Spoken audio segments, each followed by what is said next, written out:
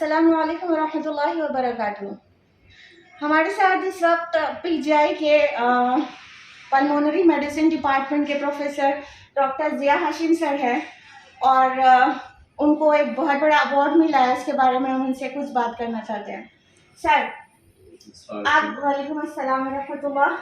Sir बहुत मुबारक हो, आपको बेस्ट रिसर्च पेपर का अवार्ड मिला है। तो इसके बारे में सबसे पहले आप हमें बताएं कि कोविड के बारे में आपने क्या रिसर्च किया जिसके बारे में इतना बड़ा अचीवमेंट आपको अल्लाह ताला ने नसीब किया। बिस्मिल्लाहिर्रहमानिर्रहीम, अल्हम्दुलिल्लाहि रब्बिल आलमीन। जी देखिए, ये जो मेरी रिसर्च थी ये कोविड पे जो फंगल इन्फेक्शंस होते हैं जिसको हम एस्परजिलोसिस बोलते हैं, तो उस पर हमने जो इंटरनेशनली जो सबसे ज़्यादा पेशेंट्स हैं इसके वो हमने यहाँ डायग्नोज किए। अच्छा। तो ये सबसे बड़ा पेपर है और इसमें कोविड के पेशेंट्स का नंबर जो हमने लिया है वो भी 3583 पेशेंट में से हमने सेलेक्ट किया है। उसमें से 1161 पेशेंट जो थे हमारे वो आईसीयू में आए और उनमें से हम लोगों ने 74 पेशेंट स्टूडेंट डायग्नोज किए जिनको कोविड स्टूडेंट पल्मोनरी स्क्लेरोसिस है। सारी कैरेक्टरिस्टिक्स कैसे होता है, क्या क्या फैक्टर्स उसके लिए इम्पोर्टेंट होते हैं और किस वजह से उसमें मॉर्टेलिटी होती है, मतलब कि डेथ की वजह क्या होती है, ये इस पर हमने रिसर्च करी है।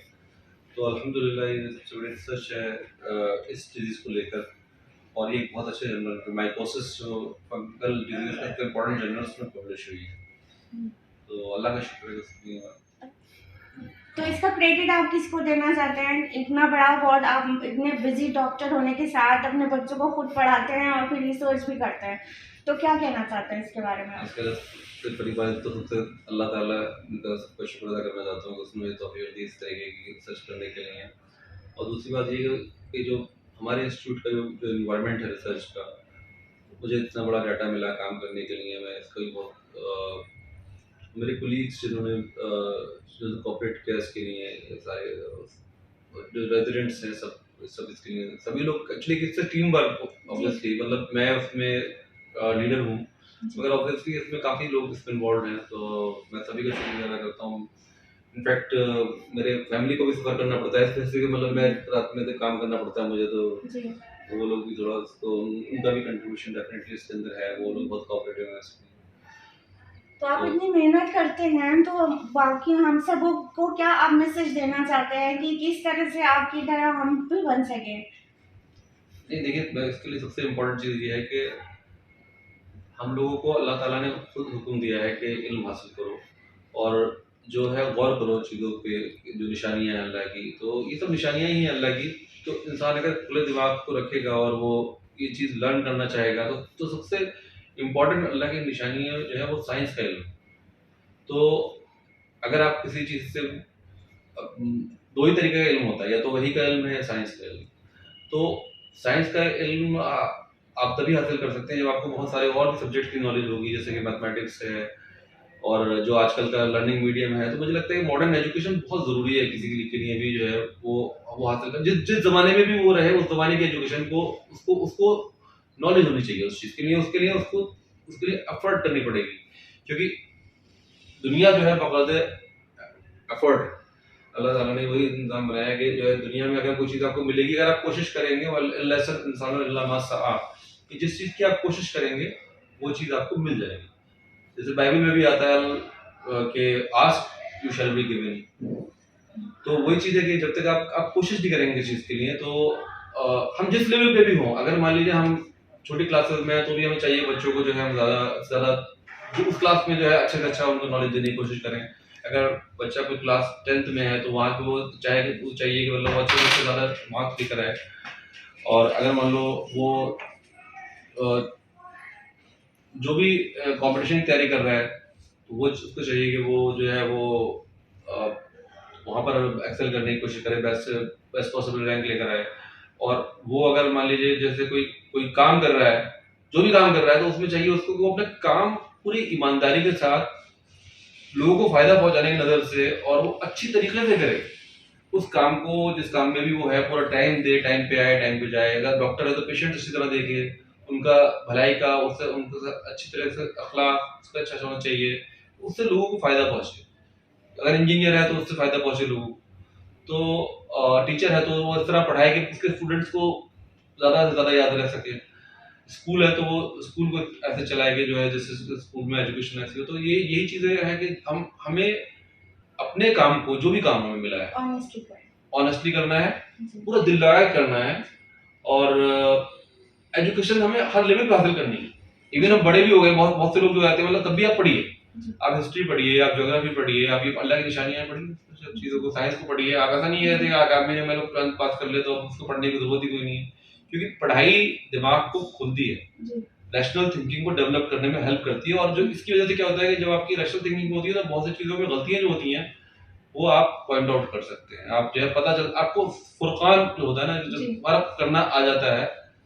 क्योंकि मैथ में जिस तरीके से आपको पता है पढ़ाया जाता है कि दो लाइनें अगर पैरेलल है तो वो क्यों पैरेलल है, दिख रही है पैरेलल है, मगर आपको उसमें सिखाया गया है कि भाई ये देखिए ये एंगल ऐसे है, एक लॉजिक डेवलप किया जाता है, तो भाई ये रीजनिंग होती है। तो इसी से जो है हम दुनिया में बहुत सारी चीजों को, गलत को सही और सही को गलत को डिफरेंशिएट करने की पावर जो हमारे अंदर डेवलप होती है वो एजुकेशन के जरिए होती है। एजुकेशन ही हमें सिखाती है कि हम कैसे जो है सही को सही, इसी इसी तरीके से हम सच को पहचान पाएंगे, और सच को पहचानेंगे तभी हम जो है सही तरीके से चल पाएंगे, वरना हम गलत में घूमते रहेंगे। सर, एजुकेशन से हमें याद आया कि आप अपने बच्चों को खुद एजुकेट करते हैं घर पर, तो इतना सारा हर पेरेंट को करना चाहिए जो भी पॉसिबल हो। मतलब हर आदमी को, बहुत से लोग देखिए हाई स्कूल तो सब लोगों ने कर रखा होता है ना, तो अगर मतलब आप अपने बच्चे को, आपका बच्चा अगर हाई स्कूल कर रहा है उससे कम क्लास में या किसी में, तो आप खुद पढ़िए, उसको पढ़ाने की कोशिश करिए। हर आदमी इतना कर सकता है, उसकी नॉलेज खुद बढ़ेगी। मतलब मेरी चाहते हैं स्टूडेंट्स जो हमारे स्कूल्स के होते हैं उनके फादर को आप कोई मैसेज दें, क्योंकि यूजुअली फादर्स फादर्स यूजुअली कहते हैं ये काम मदर का है, तो आप प्लीज फादर्स को भी कोई मैसेज दें। बिल्कुल, फादर का भी काम है, मदर का भी काम है, और फादर का फायदा है इसके अंदर, क्योंकि मैंने लर्न किया, मुझे पता नहीं था कि मानसून कैसे आता है, क्योंकि मैंने अपने जमाने में पढ़ा नहीं।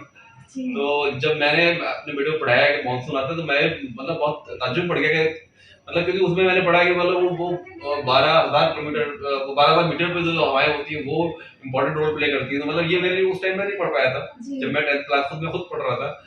मगर ये मुझे बहुत सारी एजुकेशन ऐसी है जो मुझे बच्चों को पढ़ाते पढ़ाते हासिल हुई। बहुत सारी ऐसी निशानियां हैं जो मतलब मैंने अल्लाह की देखी, जो मैंने पहले मिस कर दी थी, मगर अब मैंने दोबारा पढ़ाई करी तो मुझे मालूम चला कि ये चीजें मैं मिस कर दी थी। तो मैं ये कहना चाहूंगा कि भाई हर किसी को पढ़ना चाहिए और पढ़ते रहना चाहिए। इससे क्या होता है, इससे एक और फायदा भी है कि एक मतलब इमाम जाफर सादिक अलैहिस्सलाम का कौल है कि अगर किसी को बीमारी जो होती है, भूलने वाली बीमारी, उससे बचना हो तो क्या करें, उनसे पूछा गया तो उन्होंने बताया कि आप कोई कुछ नया लर्न करना शुरू कर दीजिए। तो आप लर्न करना शुरू करेंगे, आपके दिमाग में कनेक्शन फिर से बनने लगेंगे। तो अगर इंसान हमेशा लर्न करता रहेगा तो नहीं, आप जैसे मतलब कुछ नहीं तो आप अरबी पढ़िए, आप कुरान को समझ के पढ़िए, तो मतलब उससे क्या है कि आप उसके नए नए वर्ड सीखिए। मतलब खाली जो है एक ही चीज को रिपीटेडली करने से अच्छा है कि नई चीज को आप दोबारा करें। ये मुझे लगता है कि ज्यादा मॉडर्न। और देखिए ये जो जो जो जितने भी साइंटिफिक एजुकेशन है या जो मॉडर्न एजुकेशन है, या आप हिस्ट्री पढ़ते हैं, आप ज्योग्राफी पढ़ते हैं, ये सब ही दीन उलूम दीन है। ऐसा नहीं है कोई सी भी चीज जो है आप कंप्यूटर पढ़ेंगे नहीं पढ़ेंगे तो आपको आजकल काम कर सकते हैं क्या? आप कंप्यूटर नॉलेज जिसको नहीं होगी तो क्या वो आज दिन में आज दूसरे लोगों से कॉम्पीट कर सकता है? नहीं कर सकता। साइंटिफिक नॉलेज नहीं होगी तो आज बात ही नहीं कर सकता, आपकी बात को सुनेगा ही नहीं जी। अगर आप जाहिल है तो आपकी बात सुनेगा कौन? आपकी बात यकीन कौन करेगा? बहुत अच्छा नजरिया सर, हम चाहते हैं आपकी बातें हम और लोगों तक भी पहुंचाएं ताकि लोग आपकी तरह सोचें और माशाल्लाह जिस तरह आप कामयाब हैं और लोगों को भी कामयाबी की राह से बाहर हो। बहुत बहुत शुक्रिया सर, फिर से बहुत मुबारक हो, congratulations, you are really pride of उम्मा एंड प्राइड ऑफ नेशन, माशाल्लाह, congratulations to you for your achievement. तो ये थे हमारे साथ रिस्पेक्टेड जिया सर। अस्सलामु अलैकुम व रहमतुल्लाहि व बरकातुहू।